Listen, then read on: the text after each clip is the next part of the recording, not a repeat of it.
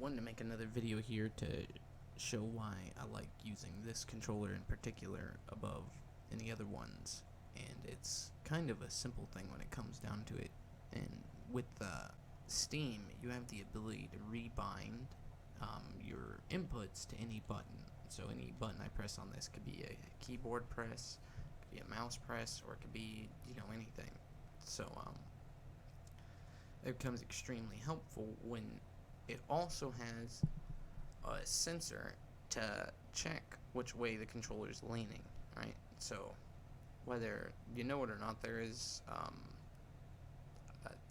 a gyroscopic sensor in here. I'm not sure if it's actually gyroscopic, but it's a motion sensor of some kind that's detecting how much you're leaning it one way or another, much like the thing in your phone that detects whether the screen needs to go landscape or portrait, right? This one's, I'd say it's a higher definition one, but it's really dependent on how nice your phone is.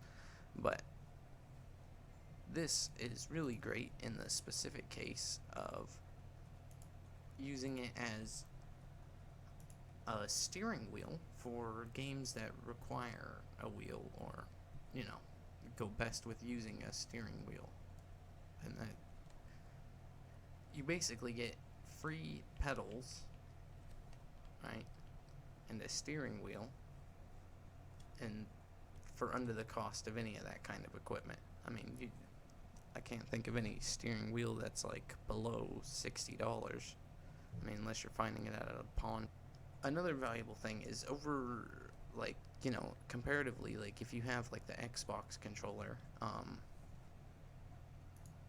you don't have any way to interact with the actual computing features that you would need to. You don't have a natural mouse on an Xbox controller. I'd say on maybe a Wiimote you have some sort of a natural mouse, but having this touchpad here for that feature really gives you some extra control over that.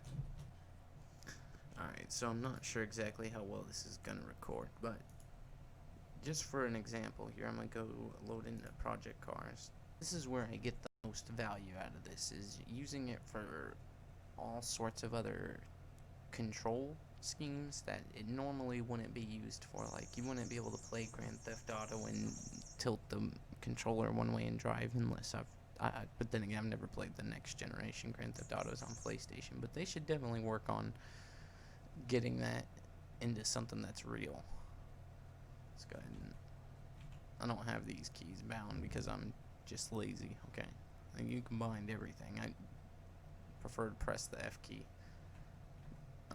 But yeah, there we go. That's the view I was looking for. That gives us a little bit of a close-up. Alright, so here we go. Let's try to drive nice and normal here. As you can see, it's not one-to-one. I gotta give it a little extra give to get to turn than I should. Doesn't have that micro control that you're really looking for with a lot of these. But in terms of actually driving the car, which I'm not driving very fast with it. I can't drive and talk. I'm terrible at that. But I'll try to give you an example here. Let's just get some clean gameplay here.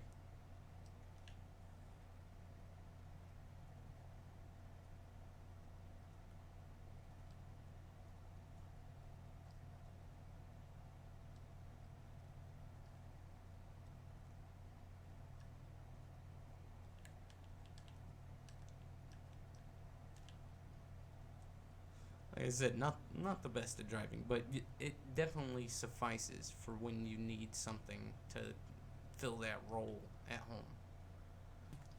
Alright, for those of you wondering how you get it set up with any of your games, for example here, one of the easiest ways to get into this is to go to the game you want and right click on it in your Steam library, and then you go to Manage, Controller Configuration, and then what it's going to do is it's going to pop up the controller configurator screen. From here we can go ahead and set up the way everything functions to some degree, but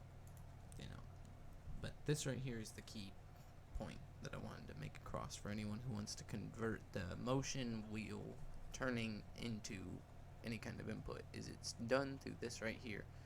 You're gonna notice I get this weird like glitching effect because it's meant to be activated using the controller, I believe. Like it's wanting me to press A on the controller, or circle, sorry, not circle, X, to interact with that. But I'm gonna go ahead and double click it anyways, because it'll go if you click it fast enough.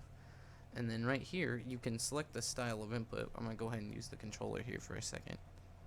Whether you want a mouse, you know, a directional pad, mouse joystick, which, you know, a mouse working kind of like a joystick.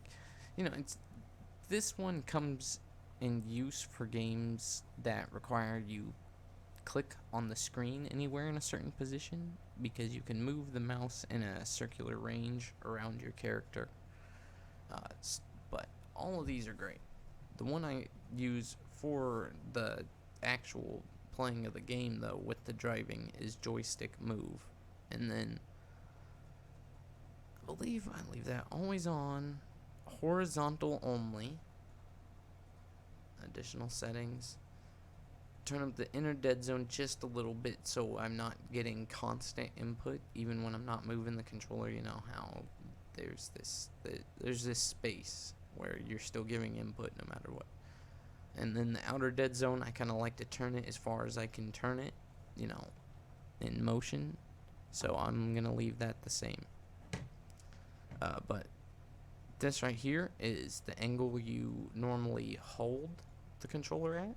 So if you'd like to change the angle that you're steering, adjusting this is probably the best. But that's about all I really have to say. If you have any other comments or questions about setting these up, please leave them in the comments down below. Thanks. Hope you liked the video.